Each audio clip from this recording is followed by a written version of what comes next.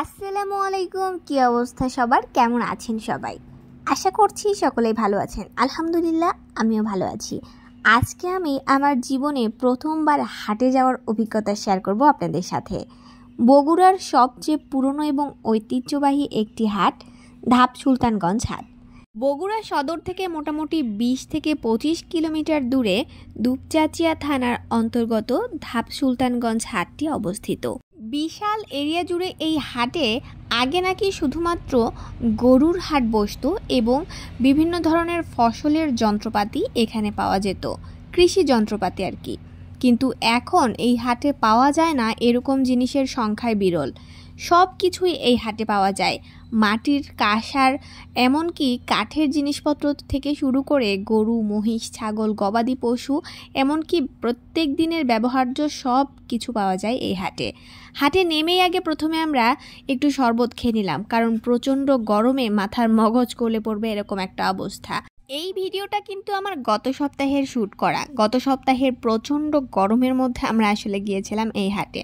অবশ্য এই সপ্তাহটা ভালোই কেটেছে, কারণ পুরো সপ্তাহ জুড়ে একটু পরপর বৃষ্টি নামছে আর আকাশটাও মেঘলা, সাথে তো হালকা বাতাস আছেই।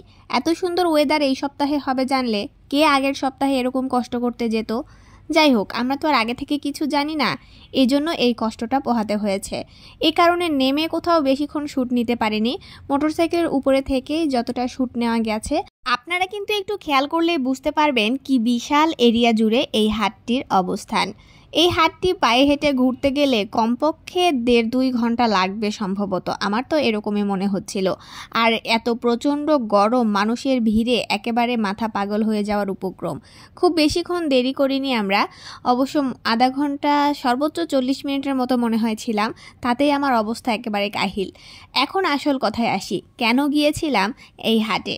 প্রথম কথা হলো, হাটে গিয়েছিলাম একটা ব্লগ করব, আর দ্বিতীয়ত আমার বাচ্চারা পাখি এবং খরগোশ কিনবে, তাদের জন্যই এই হাটে যাওয়া।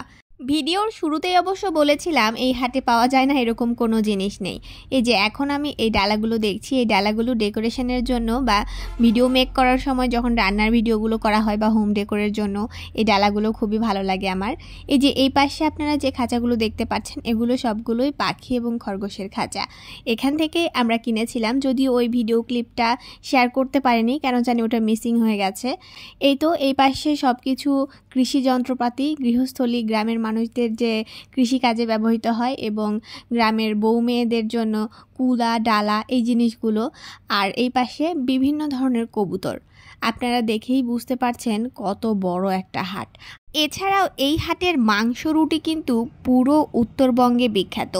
মাংস, রুটি, নেহারি সব কিছুই পাওয়া যায় এই হাটে, আর সেগুলোর স্বাদও কিন্তু একেবারে অতুলনীয়। আজ এই পর্যন্তই। গরমে আমার অবস্থা নাজেহাল। ইনশাআল্লাহ পরবর্তী একদিন হাটের বাকি অংশ আপনাদের সাথে শেয়ার করব। সবাই ভালো থাকবেন, সুস্থ থাকবেন, আমাদের জন্য দোয়া করবেন। আজকের ভিডিওটা কেমন লাগলো কমেন্ট করতে ভুলবেন না কিন্তু। ধন্যবাদ।